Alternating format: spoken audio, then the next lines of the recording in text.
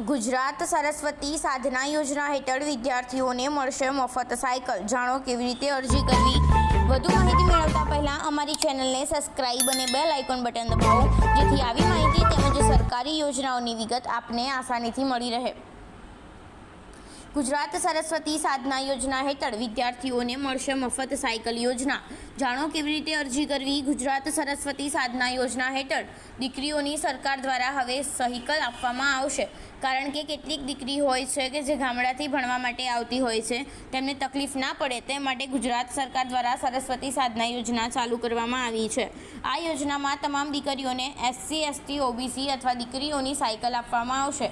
ગુજરાત સરસ્વતી સાધના યોજના ગુજરાત સરકાર દ્વારા અમલમાં મૂકવામાં આવેલ યોજના સરસ્વતી સાધના યોજના 2024 છે। ગુજરાત સરસ્વતી સાધના યોજના 2024 યોજનાનું નામ ગુજરાત સરસ્વતી સાધના યોજના પર લોન્ચ કરવામાં આવ્યો 1999। લાભો: પાત્રતા ધરાવતા વિદ્યાર્થીઓને મફત સાયકલ આપવામાં આવશે। લાભાર્થી: ગુજરાતની વિદ્યાર્થીનીઓ। લાગુ કરવાની રીત: ક્યાંય અરજી કરવાની જરૂર નથી।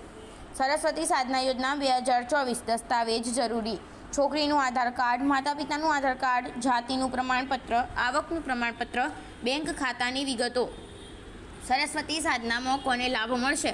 જે વિદ્યાર્થીની સરસ્વતી સાધના યોજનામાં ભાગ લેવામાં આવે છે તે લાભાર્થી યુવતી અનુસૂચિત જાતિની હોવી જોઈએ, જે કાયમી સ્કૂલમાં ભણવા જતી હોવી જોઈએ કે સરકારી શાળામાં અભ્યાસ કરતા હશે તે વિદ્યાર્થીને સરસ્વતી સાધના યોજનામાં લાભ આપવામાં આવશે। ગામડામાં રહેતી છોકરીઓ ના હોવી જોઈએ અને શહેરમાં રહેતી છોકરીઓની આવક 1,50,000 વધુમાં હોવી જોઈએ। સરસ્વતી સાધના સાયકલ યોજના માટે કેવી રીતે અરજી કરવી?